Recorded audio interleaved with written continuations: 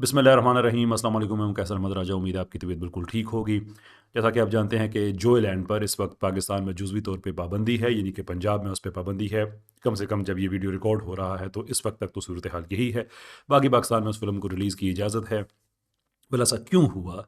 क्या वजह हुई कि एक सूबे में उस पे पाबंदी लग गई और बाकी में उस पे पाबंदी नहीं लगी है? इस वीडियो में यही बातें मैं आपके सामने रखना चाहता हूँ। सबसे पहली बात ये है कि डायरेक्टर्स को इस फ़िल्म के जो डायरेक्टर हैं साइम सादिक साहब और बाकी जितनी भी टीम है, प्रोड्यूसर्स वगैरह, फाइनेंसियर्स, उनको कोई इस चीज़ से गरज नहीं है कि पाकिस्तान में ये फ़िल्म हिट होती है या पाकिस्तान में फ़िल्म फ्लॉप होती है। They have absolutely no concern whatsoever. आप सोच रहे होंगे कि इतना बड़ा कमर्शियल प्रोजेक्ट और उन्हें इस चीज़ की फ़िक्र ही नहीं है। आई कैन गारंटी यू कि उन्हें कोई फ़िक्र नहीं है इस चीज़ की। असल रेस ये है ही नहीं कि पाकिस्तान में फ़िल्म रिलीज़ हो इसलिए कि ये पैसे बनाए। असल रेस ये है कि पाकिस्तान में ये फ़िल्म कम से कम 7 दिनों के लिए रिलीज़ हो ताकि ये ऑस्कर्स में जा सके, जो कि रिक्वायरमेंट है। अच्छा, ऑस्कर्स की ये रिक्वायरमेंट नहीं है कि वो पूरे ही मुल्क में चले। वो ये है कि जिस मुल्क की फ़िल्म है वहाँ पे वो 7 दिन चले। यही वजह है, आपको याद होगा कि जब इंफॉर्मेशन मिनिस्ट्री ने अपना एक प्रेस रिलीज़ किया उन्होंने अपना कि इस फिल्म पे अब पाबंदी लग गई है, तो साइम सादिक साहब ने अपनी डिसअपॉइंटमेंट का इजहार किया और अपने रिस्पॉन्स में ये कहा कि ये अनकॉन्स्टिट्यूशनल है इसलिए कि मुल्क में तो सूबाई खुद मुख्तारी है, तो फेडरल कैसे सारे सूबों पे अपना ये हुक्म लगा सकता है। नाउ ये सोचने की बात है कि साइम सादिक साहब सूबाई खुद मुख्तारी की बात क्यों कर रहे हैं? एंड द आंसर इज़ क्योंकि उनको भी पता था कि ऐसा हो सकता है और वो ये चाह रहे थे कि पाकिस्तान में अगर इस तरह की सिचुएशन बनती है, एक ब्लैंकेट बैन इस पे लगता है, तो हम इसको कहीं ना कहीं पाकिस्तान में चला सकें। और जो इन्फॉर्मेशन मेरे पास है वो सिंध पे होप कर रहे थे कि सिंध में हम इसे 7 दिन चला लेंगे और फिर इसको ऑस्कर्स में हम इसको ले जाएंगे। नाउ द क्वेश्चन इज़ कि ऑस्कर्स में क्या ज़रूरत है इस फिल्म को, उनको क्यों पड़ी हुई है उनको ये, और जितना पीछे ये सारा तबका है जो पाकिस्तान में बेराह रवी और जिनसी हरामकारी, हम जिन्स प्रस्ती को फैलाने की कोशिश कर रहा है, वाई ऑस्कर्स?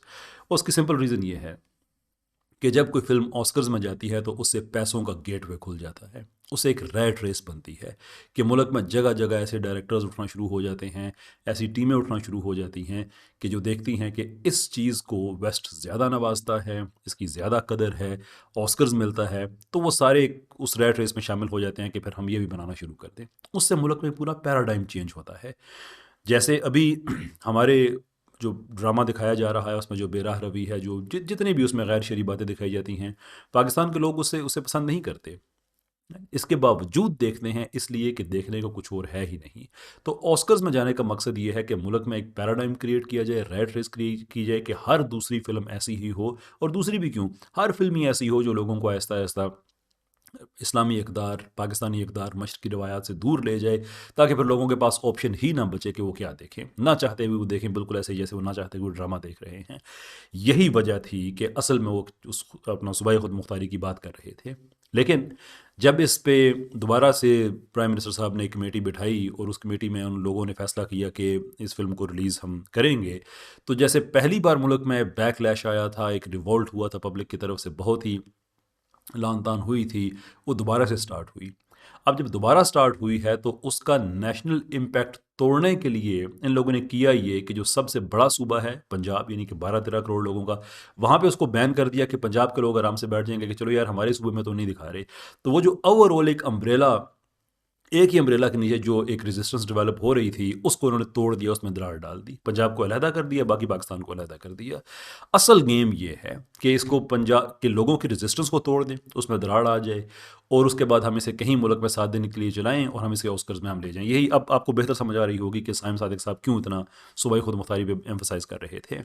तो ये है इनकी असल गेम, डिवाइड एंड रूल। जहाँ से भी रेजिस्टेंस पाकिस्तान में आ रही है, यानी कि पहले सारे पाकिस्तान से आ रही थी, उसको तोड़ दो, पंजाब के लोग चुप कर जाएंगे, बाकी खैर हम कर लेंगे। और मेरा ख्याल है अभी भी उनका जो फोकस है वो सिंध पे थोड़ा सा ज़्यादा है, विच इज़ टू से कि हमने इसको अब पंजाबी बन के नहीं देखना है, हमने अब इसको खैबर पख्तूनख्वा का बंदा या सिंध का बंदा या बलूचिस्तान का बंदा बन के नहीं, हमने इसको एक पाकिस्तानी बन के देखना है। और मैं हर दफ़ा कहता हूँ कि अगरचे ये मुसलमान मुल्क है कॉन्स्टिट्यूशनली, लेकिन ये अक़लियतों का भी उतना ही मुल्क है। इसमें पाकिस्तानी हिंदुओं को भी उठना होगा, पाकिस्तानी सिखों को उठना होगा, पाकिस्तानी मुसलमानों को उठना होगा, पाकिस्तानी क्रिश्चियंस, पाकिस्तान जितनी भी हमारी कम्युनिटीज़ हैं सबको उठना होगा, इसलिए कि ये सब के लिए इज़्ज़त गैरत का मामला है।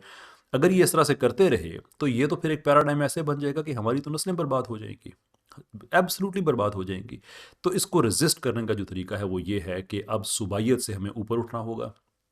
पंजाब में हम खामोश नहीं बैठेंगे, इंशाल्लाह हम लगे रहेंगे। खैबर पख्तूनख्वा में जितना ज़्यादा, वहाँ पे तो आपको ज़्यादा, यानी कि आपको सियासी तौर पे आप पंजाब से नज़दीक हैं इसलिए एक वही पार्टी वहाँ पे है, वो वहाँ पे है, तो आप तो ज़्यादा रेजिस्ट कर सकते हैं। Sindh, you have to stand up, you really have to stand up. जैसे भी आप कर सकते हैं रेजिस्टेंस आप ज़रूर डेवलप करें। Balochistan, you have to stand up, जैसे भी है जिस तरह से कर सकते हैं। पीसफुल होनी चाहिए, नो वायलेंट मीन्स, होनी पीसफुल चाहिए। लेकिन जब आप अपने वोट की ताकत को आप रियलाइज़ करेंगे, जब आप अपनी एज अ ह्यूमन वर्थ आप देखेंगे कि हमारी है, हम ओप्रेस्ड मेजोरिटी नहीं बन सकते, रेजिस्ट करेंगे तो ही ये ख़त्म होगा। अभी हमारी जो पहली पूरी कोशिश है वो यही है कि ये 7 दिन तक ना चल सके। अदालतों में हम जा चुके हैं, इंशाल्लाह रोज़ी उसको हम फॉलो अप करते रहेंगे। पर ये आज की इस बात में थोड़ी सी मिनटों में मैं चाह रहा था कि जो असल गेम है वो आप तक पहुंच जाए, ताकि जिस तरह से ये हमें बेवकूफ़ बनाने की कोशिश कर रहे हैं हम इनके इस चक्कर में ना आए, बल्कि पाकिस्तानी बनकर, पंजाबी या सिंधी बनकर नहीं, या बलोच या पश्तून बनकर नहीं, बल्कि पाकिस्तानी बनकर अपनी रेजिस्टेंस को हम कैरी ऑन करें। बहुत बहुत शुक्रिया आपका। अस्सलाम वालेकुम।